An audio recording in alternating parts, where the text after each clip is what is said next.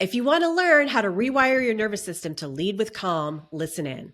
Welcome to the Two Marketing Moms podcast. I'm Kelly Callahan Poe, and today's episode is called Rewiring Your Nervous System for Business Success with Genevieve Skory. Genevieve is a former $350 million sales executive turned resilience coach who blends sales psychology with nervous system science to help high-achieving women scale sustainably without burnout. Welcome, Genevieve. Hey, thank you for having me. I was so excited in our first conversation because all the things that we were talking about resonated so much. So I want to dig in and ask you one of my main questions, which is you're a resilience coach with a psychology background. What does that mean? Yeah.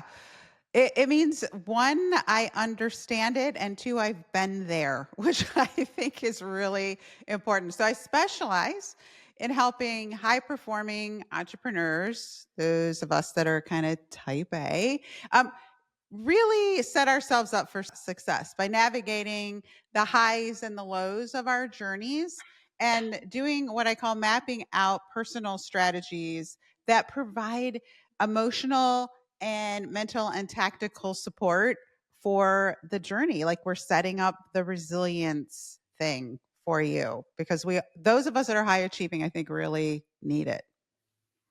Well, I want to jump into the resilience mapping that you talk about. But first, I want to ask, based on you talk to women on a daily basis, you coach women on a daily basis on these topics. What are the core challenges that women are having with their nervous systems right now? Well, I think the first thing is identifying that it's a nervous system issue. I think this is new for a lot of women. Like we tend to think like it's me. Like it's me. There's something wrong with me. I've got to push harder, or it's a mindset issue. When in actuality, what's happened is you've been achieving at this level for so long. You've been playing really hard for a really long time, and your nervous system has reset itself into protection mode. So women start to spiral and they think that spiral is failure when in actuality, it's just a learned pattern that your body has settled into. And your body then interprets every board meeting, every new sales meeting, every Zoom call, every sales call now as something that it should be guarding against. And it goes into kind of fight or flight mode. And Yeah. it causes people to like freeze and procrastinate, like big procrastinator. And then what follows is just this sense of guilt and I can't keep up and maybe I'm not good at what I do. So how do people know that they've hit this problem? Do other people, call it out to them, or how does it usually work? Unfortunately, I wish, I hope to get to a point where people like, Sally, you in danger, girl. Like dial it down, you know. But most people don't really know it. And so what Yeah. happens, I believe, is most women burn out or they leave and well, they quit. Like they quit and leave, or they quit and stay, but they get into like a settle pattern, which I don't think is often identified as like you just got to reset your nervous system. Well, let's talk about how that you do this, and you call this resilience mapping, Yeah.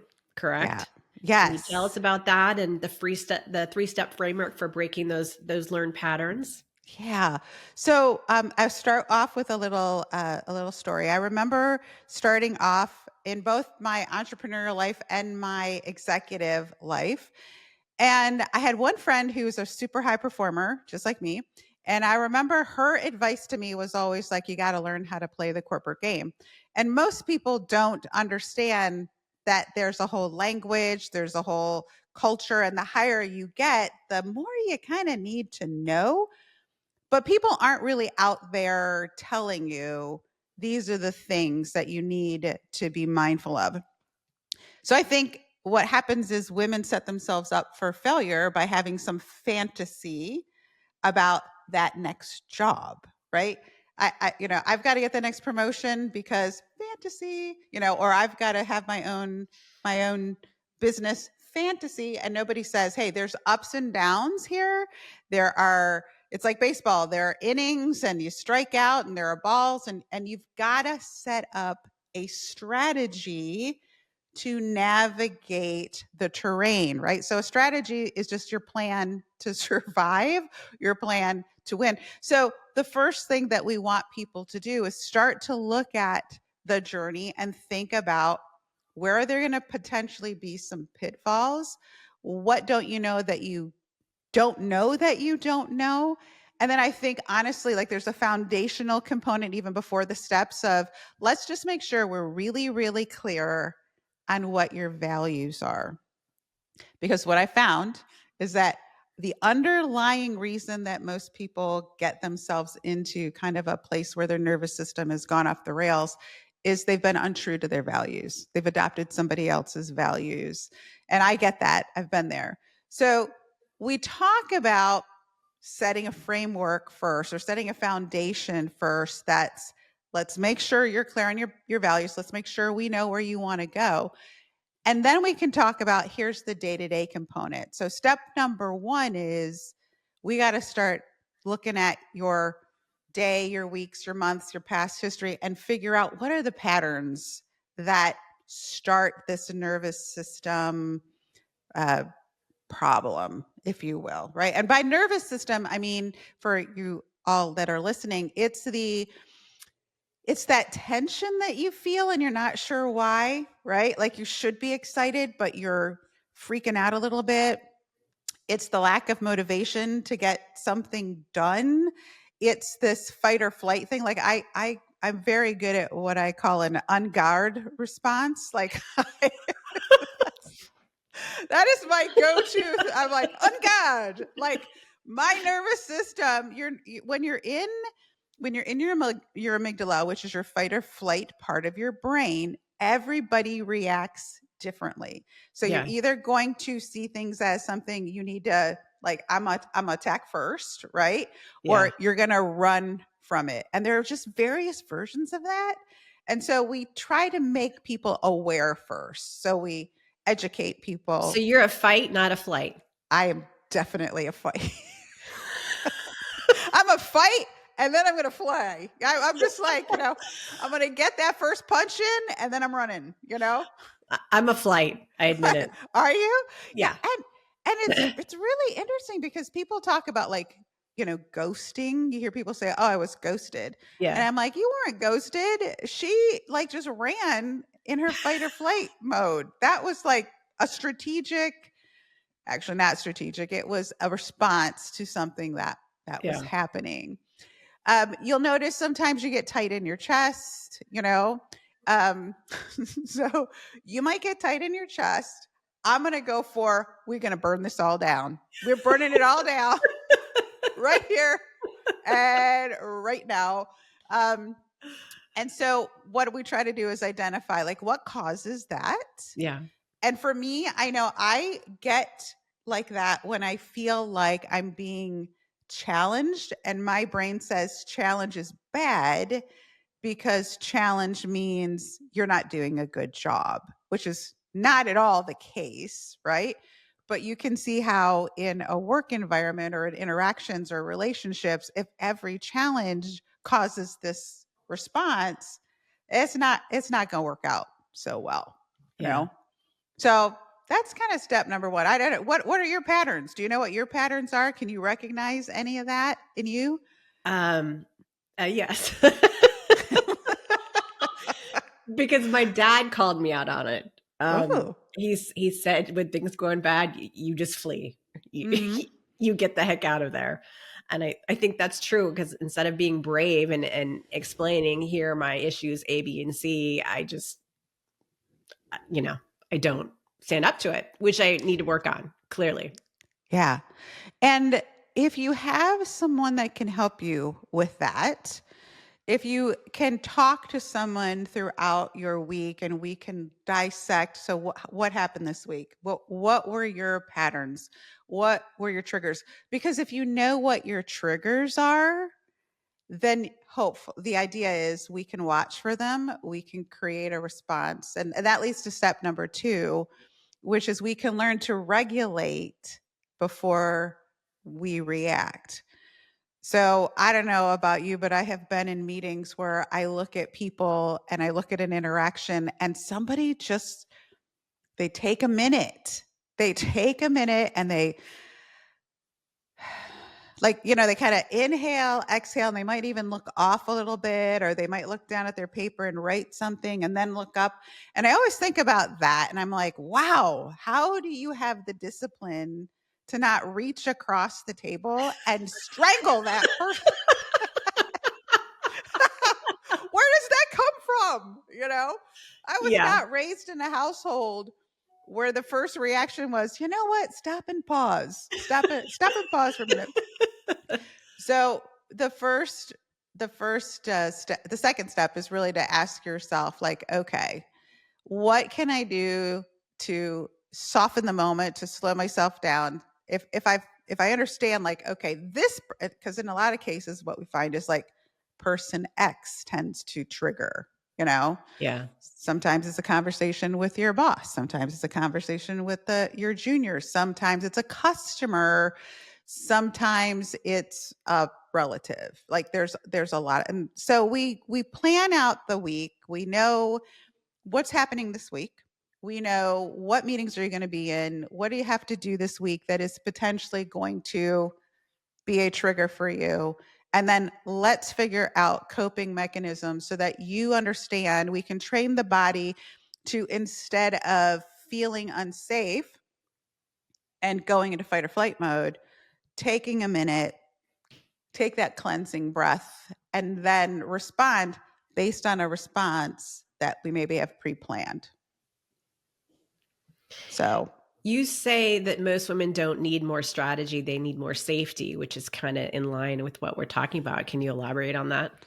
yeah. So what happens, I think, especially in the corporate world, is, and I'm gonna say too, a lot of high performing corporate women are also around a lot of men, and men deal with stress very, very differently. Men have a completely different nervous system reaction to many things. And so a lot of times we adopt behaviors that just really aren't our best strategy, which is like, okay, I'm going to go get more training. I'm going to go and learn another tactic. I'm going to figure out how to, and I'm going to say this very lovingly, but sometimes it feels a lot like I'm going to figure out how to manipulate people so that I don't have to feel this way, when in actuality, what you want to do is you want to learn how to be calm in the moment, to observe, but not necessarily participate, if that makes sense. So when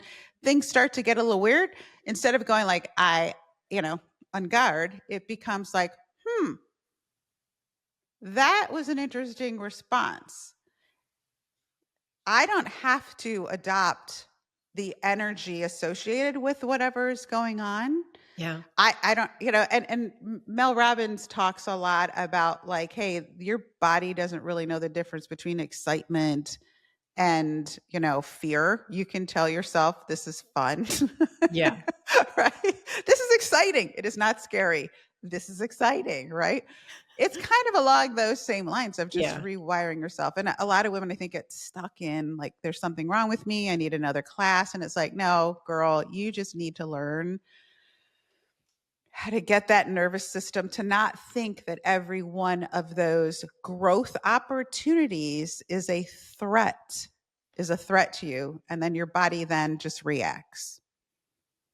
If you've ever done the lip thing, that's what that's, Or gets that's one of nervous. my things. Yeah, the lip just starts to twitch, and I'm like, what is happening? Do not portray me right now. Right? Or it might sometimes even a little eye twitch for Yeah. people, Yeah. right? Yeah. That's your body trying to tell you, like, we're not safe. We're not safe right now. And Yeah. so it really is just recognizing, like, my approach needs to be something a little more soulful, if you will. The other thing that you said, which I need my glasses to read, was your presence tells the story before you two.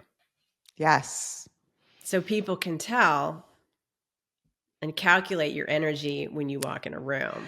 Yeah. And energy is seen, but before it's seen, it's felt. It's felt.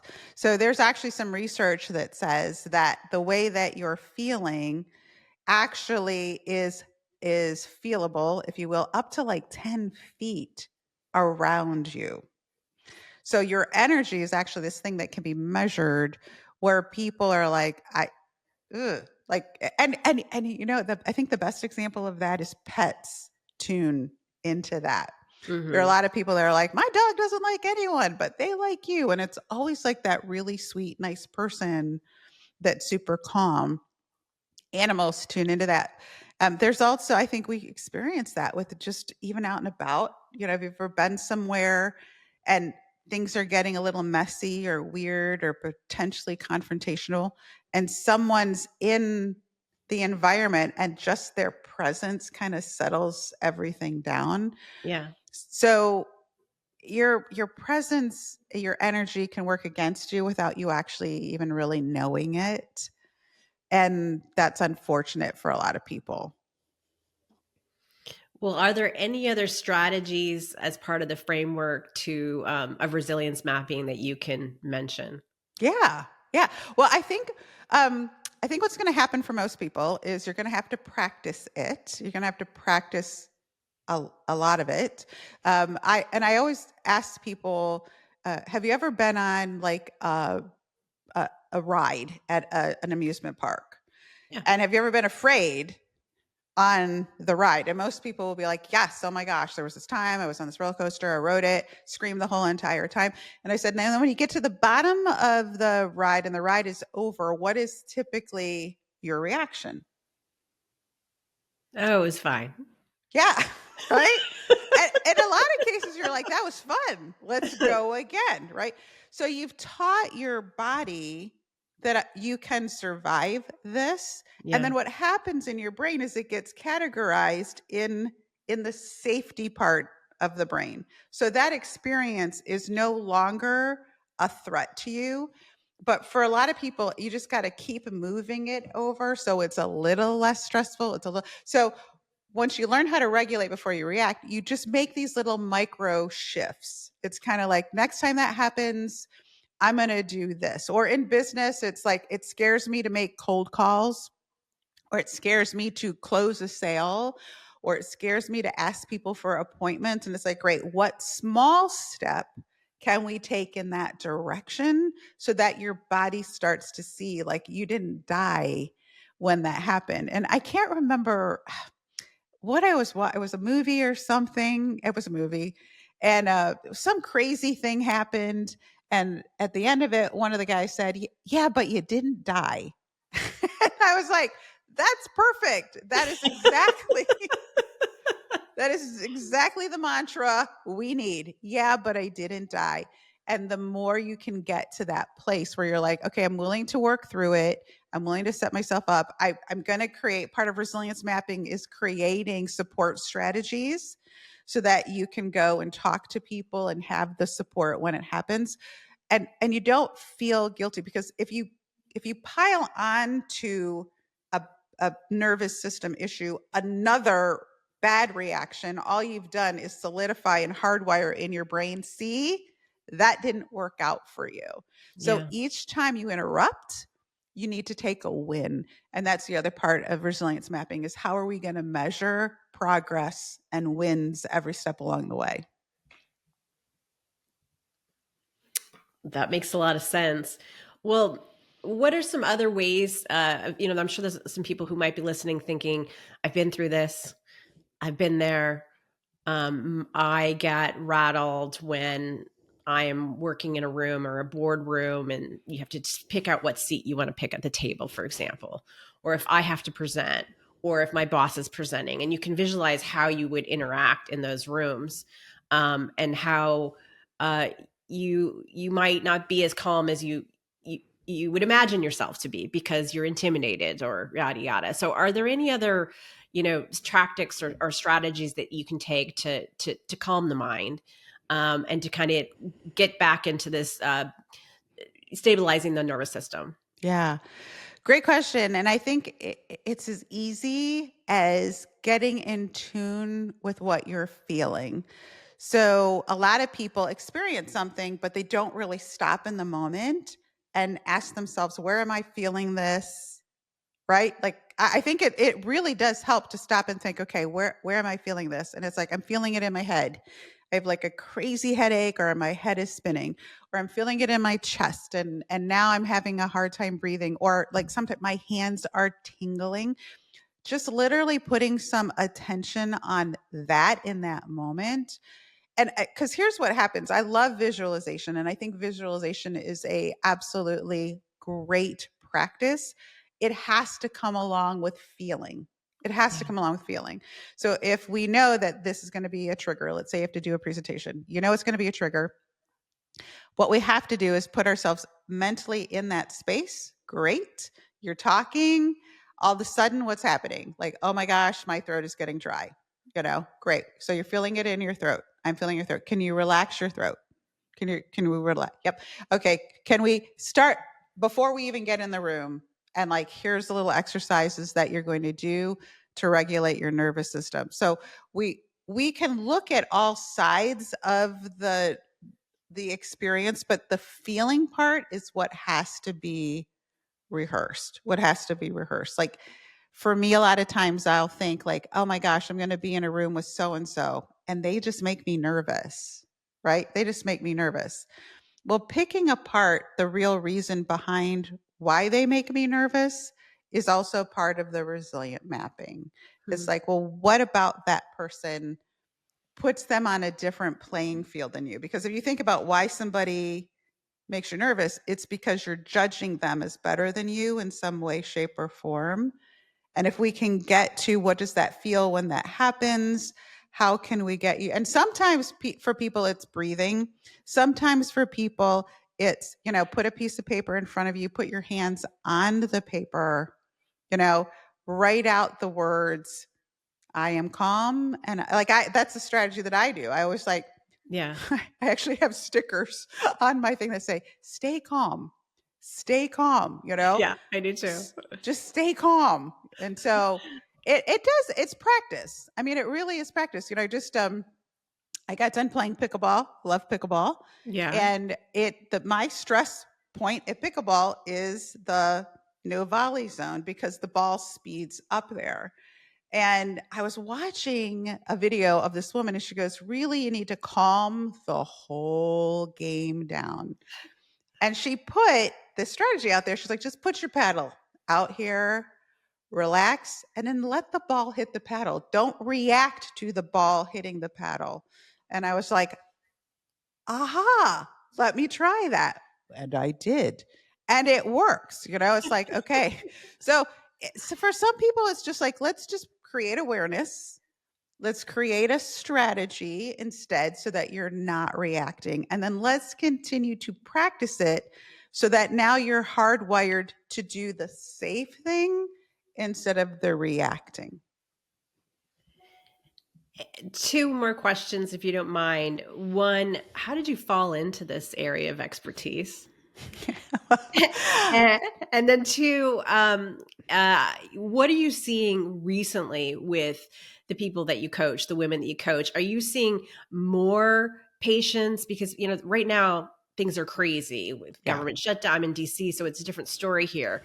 But are we seeing a lot more pressure and stress that women are feeling on this topics? So I know that's a two-part question, Yeah. so I'll let you figure Yeah. out how you might want to answer. So question number one was I had to fix myself first, to be honest.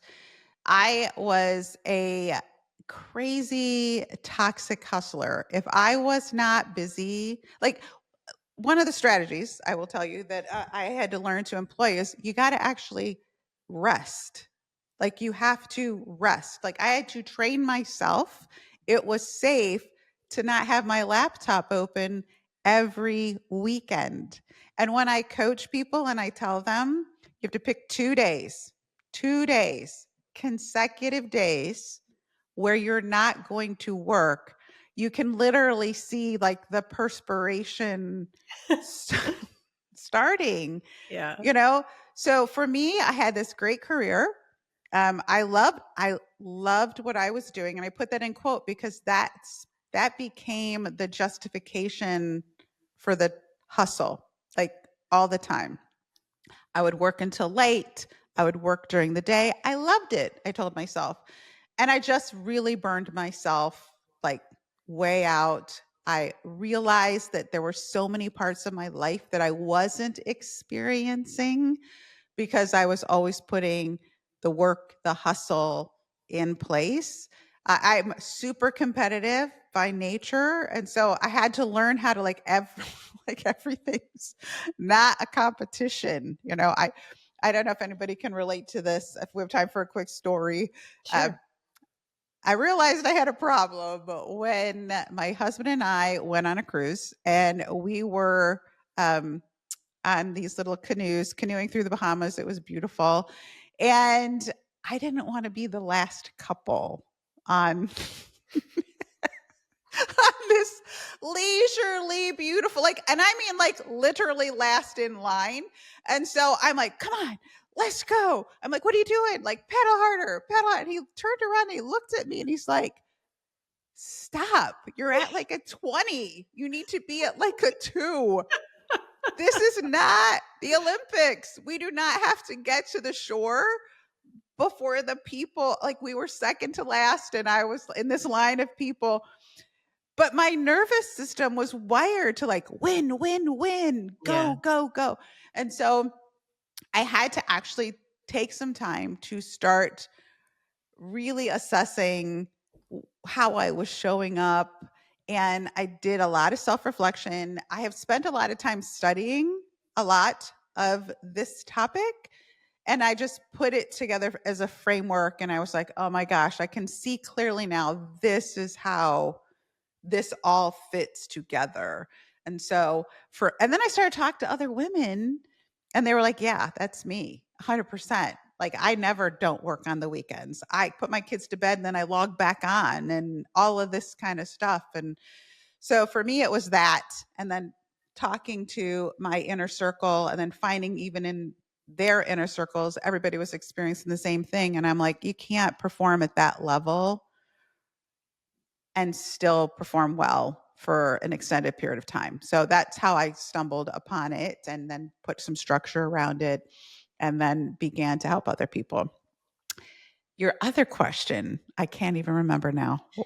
I was asking about your current clients that you work with. Are you Oh, seeing a big yes. increase, tick up in um, clients who are having these same issues? And is there a generalization that you could provide based on what you're Yes. seeing? There may be not. I just would be Yeah. curious. Yeah. So what I am experienced right now with people, the clients that I work with, are one, the environment feels very uncertain to so many people. Whether you have a job or you have a business, people are steeped in uncertainty. The brain doesn't like uncertainty Yeah. at all, at all. And so, what a lot of women are doing that tends to help, even if you're not, enlisting a coach or what have you, is spending 15 to 30 minutes a day intentionally showing up in a more peaceful way. So it's is it I'm going to listen to a podcast about calm confidence. I'm going to listen to a podcast about resetting my nervous system. I'm going to meditate, or I'm going to pray, or I'm going to start my day from the spot that I want to be in, instead of just starting my day and reacting. But then it's resetting at lunchtime, and it's resetting again in the afternoon. So we're not taught that. Like, there's nothing in the corporate world that says, 3 times a day, you should just stop and you should, there's And nothing. breathe and Right. breathe. Yeah. Like, I remember, like, literally my calendar back to back up. Like, I would be in a meeting at 10, ending a meeting I was supposed to be somewhere else starting a meeting at 10. That's insane. Yeah. Insane. Yeah. Like that immediately puts you, so we'd work through those things and we'd build in time. And that's what we're doing now. And I do think more women, one, are just at a place where they're like, I don't want my job to be everything. Like, I don't want it to be the only thing. I Yeah. really, really don't. And then I have to learn how to trust the process, and that takes some intention. And I think now people are more aware because everything feels so volatile, that just, oh, these people are laying off. Well, but if you can just watch it, observe it without participating in it, that's the real win. Like, right? If the answer becomes, that's interesting, instead of judgment, you're going to be far, far better off because you'll put your brain in its executive center. You'll be able to make better decisions, even if it is something that you do need to respond to. So there's a difference between reacting and responding to something. And I do think most women right now are in a place of there's a lot of uncertainty. I just need some strategies, for whatever comes my way. And yeah, I am finding that people are more, I think they're more open, Kelly. I think they're more open than they've ever been because there's been so much uncertainty. For me, it was, oh my gosh, I've spent so much time doing this with this company, and is this really, like, do I feel like it adds value to my life the way I wanted it to? And I think women are just at a place where they're kind of like, I need more value, I need less hustle, I need more calm, you know, and I can think better and you can think much better, more strategically when you're calm. It's a strategy. Calm. I'm seeing it a lot more in women over 50. Oh, well. Who who have been working for 30 something years, 35 years, and are tired and want to make a move to do something that they can do on their own and not have and be self-employed. And so I see that as a huge trend. And we're seeing those numbers go down of women in corporate America are pulling out, and why they're pulling out, childcare and a variety of issues. And so it's something to be aware of.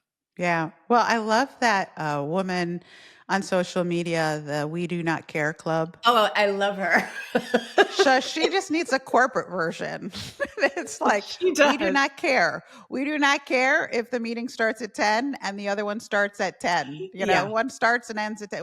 We do not care, Yeah. We don't not care if our shoes don't match, the outfit.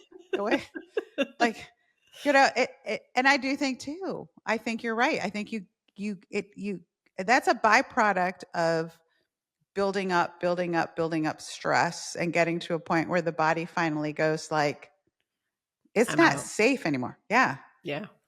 Yeah. Yeah. So, Which is funny because then it becomes the hustle, and it's all about the hustle. So how do you do the hustle calmly, right? yeah. Well, and I will tell you, Your plan B job, which is always your hustle, becomes your plan A job. and you have to fix it. Yeah, you actually have to fix it. You have to fix that toxic hustle. You have to fix that nervous system issue. It'll just follow you to the plan B. If when I talk to women who I coach, a lot of them, this has been a pattern for decades. For decades. Guilty. I actually have had conversations with people lately that have felt so good, and they've been so different than what I'm used to. And, it's just been in reference to, well, what do you want to do? And how are you doing it? And I'm kind of like, you know what? I'm assessing, which was never my answer. My answer was never, I'm going to assess the situation and then I'm going to make a decision. It was always, oh, I know exactly what I'm going to do. I'm going to just keep going. And I'm like, I give myself a win for that. I'm like, you know what? Good on you that you took a minute to say, I don't know. Let me give that some thought, some thought thoughtful contemplation, and then I'll get back to you. And in my head, I'm thinking, I'll get back to you on the thing that's best for me and what I want my next step to be. Very empowering, which, and I, that's my kind of my real hard work is convincing people that calm is actually far more fulfilling than the we got to win, we got to hustle, we got to drive. Like there's so much more power that comes from calm than crazy responses that your nervous system is controlling. I love it. I will work on it myself. Well, thank you, Genevieve, for joining us. Find her contact information at twomarketingmoms.com. And don't forget to subscribe and share. Thanks for joining. Thanks for having me.